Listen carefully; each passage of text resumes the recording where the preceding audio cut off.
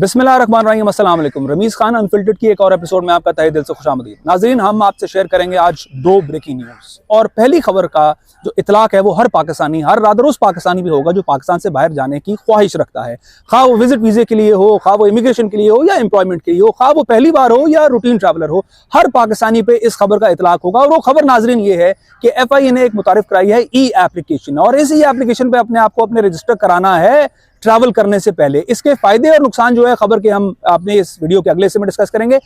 लेकिन इससे पहले एक और अच्छी खबर जो हम आपसे शेयर करना चाहेंगे वो ये है, आपको पता है कि पिछले दिनों कुछ इस तरह के वाकयात हुए कि सैकड़ों लोगों को ऑफलोड कर दिया गया FIA की जानिब से। इस मसले का हल निकालने के लिए FIA ने अपने अफसरान की ताकत को जो है वो महदूद कर दिया है। इसको भी हम आपको वीडियो के अपने अगले हिस्से में बताएंगे। लेकिन इससे बेशतर कि इन खबरों को डिस्कस करें, हम अपने एनालिस्ट को दावत देंगे, ताले फरीदी साहब, जिस तरह मैं हर वीडियो में बताता हूँ, is the president of Pakistan civil aviation reporters association और गुज़िश्ता 2 दहाइयों से सिविल एविएशन को कवर कर रहे हैं। तो तालिब साहब, पहले ही बताइएगा, ये जो ई पोर्टल या ई एप्लीकेशन जो FIA ने मुतारिफ कराई है, इसके हवाले से बताएं कि इसमें लोगों को क्या बेनिफिट है और ये क्या है। क्या यार देखें, ये बड़ी अच्छी काविश है और ये इस पे जो है इनिशियल स्टेज पे कामयाबी हासिल कर ली है। ई ऐप है।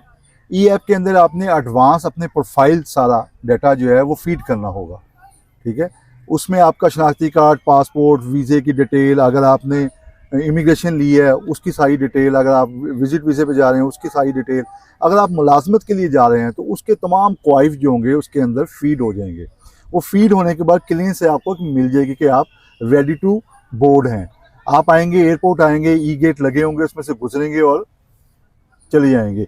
इस सिलसिले में एविएशन अथॉरिटी ने, पाकिस्तान एयरपोर्ट अथॉरिटी ने सेल्फ जो है बोर्डिंग मशीन भी जो है इंस्टॉल कर दी गई है तमाम लाहौर, कराची, इस्लामाबाद पे।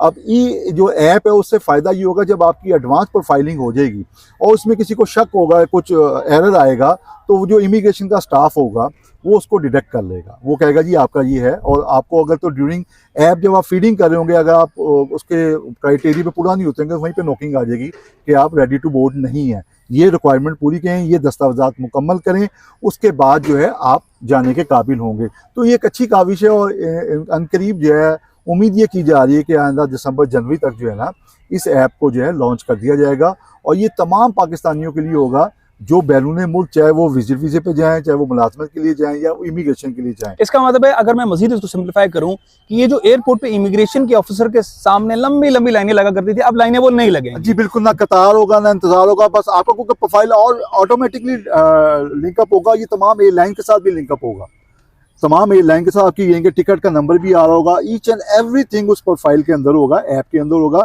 इमिग्रेशन ऑफिसर को अगर डाउट होगा, खुदा ना खास्ता आपका नाम एमरजेंसी की बुनियाद पे ब्लैक लिस्ट में, ECL में या PCL में आ जाता है और वो कुछ ऐसे ये तो एक बड़ा हो गया, लेकिन उसमें इंटरप्ट करेगा। अदरवाइज जो है वो इंटरप्ट नहीं करेगा। ई गेट लगे होंगे, वो आएगा और लेगा, और जो बोर्डिंग मशीन लगी होंगी वो जाएगा, बंदा अपना वो बोर्डिंग पास भी खुद ले लेगा। इनके बोर्डिंग के लिए भी आपको लाइन में लगना नहीं पड़ेगा। सारा का सारा थ्रू एंड थ्रू ऑटोमेटेड हो रहा है। ह्यूमन इंटरफेरेंस खत्म हो जाएगी, बहुत कम हो जाएगी ह्यूमन इंटरफेरेंस। वो उस वक्त होगी जब जरूरत महसूस की जाएगी। ये नहीं कि बहुत अच्छा है और इस पे काफी अच्छे से काम किया जा रहा था। और लोगों को ये शिकायत होती थी लंबी लंबी लाइन लगी हुई है, इमिग्रेशन वाले तंग भी करते हैं, मनी मेकिंग भी करते हैं, उससे भी जान छूटेगी, उनके इल्जामात भी जो हैं वो नहीं लगेंगे। दूसरा जो आप बता रहे थे कि उनके जो अख्तियारात हैं उनको भी महदूद किया जा रहा है। इसके अंदर मैं मजीद ये लोगों को बताऊं कि ये नहीं है कि इमिग्रेशन के ऑफिसर्स के जो हैं वो इख्तियारात बिल्कुल खत्म कर दिए जाएंगे सिर्फ इसी हवाले से। ये जो ई ऐप है इस हवाले से, इसके अंदर जब आप पहली बार अपने आप को रजिस्टर करवा लेंगे तो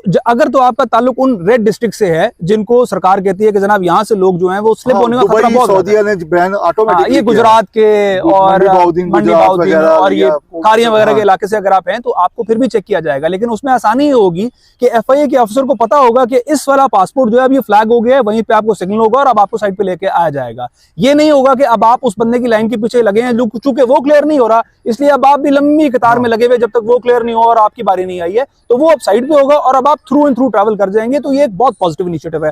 अब आते हैं दूसरी खबर की जानिब। ये जो FIA अपने इख्तियारात को, पहले तो इसको एक्सप्लेन कर दे कि जनाब जो कराची का वाकया हुआ था, 700 लोगों को अपलोड किया गया, उसके बाद ये ओवरसीज एम्प्लॉयमेंट प्रोमोटर्स जो है इनको जाके मिले और ये मीटिंग चेयर की DG FIA ने, रिफत साहब ने। और उस मीटिंग में 2 DGs, जो 2 डायरेक्टर्स सिंध के और पंजाब ने इस चीज को रिकमेंड किया कि जनाब हमारे FIA की कंधों पे जिम्मेदारी उतार दी जाए। अगर तो एक बंदे को ब्यूरो ऑफ इमिग्रेशन ने प्रोटेक्ट कर दिए हैं उसके डॉक्यूमेंट्स को, तो उसको एयरपोर्ट पे ना रोका जाए। अब ये ताल्लुक है ब्यूरो ऑफ इमिग्रेशन का कि उन्होंने सही किया या गलत किया, ये जिम्मेदारी अब उनकी है।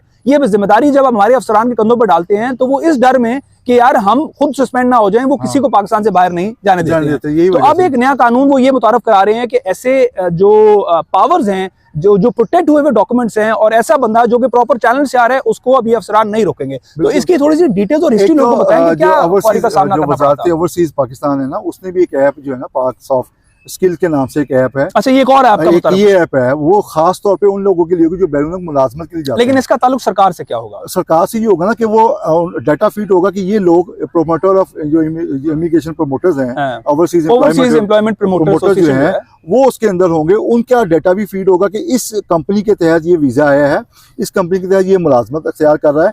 एक चेक एंड बैलेंस हो जाएगा।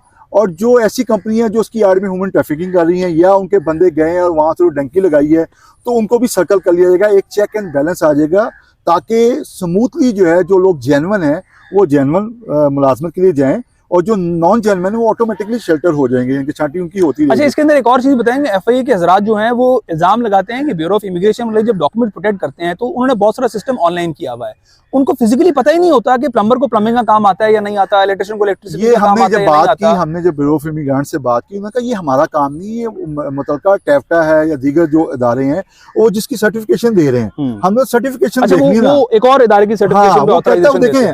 हमने तो प्रोटेक्ट करना है कि ये इसके पास ये रिक्वायरमेंट डॉक्यूमेंट है।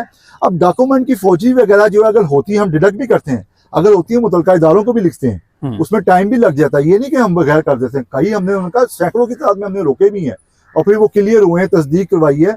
अब ये है कि वो उन इदारों को भी वो इंश्योर करना चाह रहे हैं। ये मैंने कहा जो नई ओवरसीज एम्प्लॉई वालों की जो ऐप आ रही है उसमें इस चीज़ को मद्देनजर रखा गया है, उस चीज़ को जो और मजीद जो है सिक्योर किया जा रहा है ताकि पाकिस्तान से जो मुलाजमत के लिए जा रहे हैं ना वो जेन्युइन लोग जाएं, और ये वही लोग हैं जो अरबों रुपए पाकिस्तान भेजते हैं।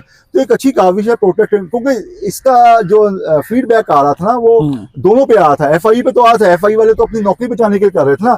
अगर वो कोई पार चला गया और वो डूब गया और कुछ हो गया तो पूरी की पूरी शिफ्ट जो थी ना वज़ारत दाखिला साहब और वजीर दाखिला डीजी साहब। अच्छा, इसके साथ हम लोगों को ये भी बताना चाहेंगे, इख्तितामी नोट के ऊपर लोगों को ये भी बताना चाहेंगे कि पाकिस्तान से बाहर दरख्तों पे ना तो डॉलर लगते हैं, ना पाउंड लगते हैं, ना यूरो लगते हैं। ये जो आपकी ख्वाहिश है ना जी पाकिस्तान बाहर जाएंगे और एकदम हर चीज ठीक हो जाएगी, तो उसमें एक चीज आप ज़हन में रखा करें, जो पाकिस्तान से बाहर दो रस्तों से जाएगा, लीगल या इलीगल, दोनों रस्तों में उसके पैसे बहुत लगेंगे। अब वो पाकिस्तान से बाहर जाके वो मर जाएगा लेकिन वापस आने का नहीं सोचेगा। वहां पे वो जिन हालात में जिंदगी गुजार रहा है, यकीन करें अगर आपको उसका झलकी भी मिल जाए ना तो आपकी रूह काम जाए। जिन हालात में वो जिंदगी गुजारते हैं, तो लोगों को एफआईए वाले कहते हैं कि हमारे जैसे लोगों को एजुकेट करने की जरूरत है भाई, कि पाकिस्तान से बाहर जिंदगी बहुत अजाब है, बहुत मुश्किल है। 45 अभी ये कराची से जो ऑफलोड किया है वो डंकी लगा के जा रहे थे कि मोबाइल से एजेंट जो है पकड़े गए थे, इसलिए उनको 11 बंदों को उन्होंने कराची से, इस्लामाबाद से और सियालकोट से भी तकरीबन 21 के करीब बंदे ऑफलोड किए हैं। वो मुख्तलिफ एजेंटों के साथ राब्ते में थे, उन्हें सऊदीया उम्रे के लिए जाना था, वहां से उन्हें मिस्र और फिर लीबिया जाना था। ये बात 45 लाख 50 लाख, वो कहता है यार 50 लाख से आप घर में अपना छोटा सा कारोबार क्यों नहीं कर देते?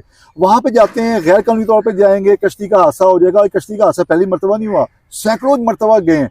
लेकिन लोग जो है ना रमीज, वो जब एक जाके एक बंदा कामयाबी से चला गया ना, किसी भी तरीके से डंकी लगा के गया या गैर दीगर तरीके से गया, और वो जाके मेहनत मजदूरी करके अपना अच्छा घर बनाया था, तो मोहल्ले वाले जो लेकिन ये थे वो लोग जो पहले गए थे। अब तो हालात इतने बुरे हैं कि ये लोग बाहर जाके अपना इलाज अब ये सर्दी शुरू हो गई है, बर्फबारी का मौसम शुरू हो गया, जो डंकी लगा के आपको ले जाने की कोशिश करना लैंड रूट के जरिए, खुदा के वास्ते ना जाइएगा, आप मर जाएंगे, बर्फ में आपकी लाश दफन हो जाएगी, आपके अजीजों कारों को अल्लाह ना करे ये भी नहीं पता चलेगा कि कहाँ है। क्योंकि वो जो एजेंट होता है उसको सिर्फ अपने पैसे से गर्ज होती है, उसको अपनी जान से गर्ज नहीं होती, उसको उससे किसी परवाह ही नहीं है कि वो क्या कर रहा है। वो तो कहता है मेरी जेब में पैसे आ गए, और वहाँ पे जाके वो ब्लैकमेल भी करते हैं। कितने हादसा ऐसे हुए हैं कि लोगों ने गन पॉइंट पे तशद्दुद करके वीडियो भेज के लोगों से पैसे मंगवाए हैं।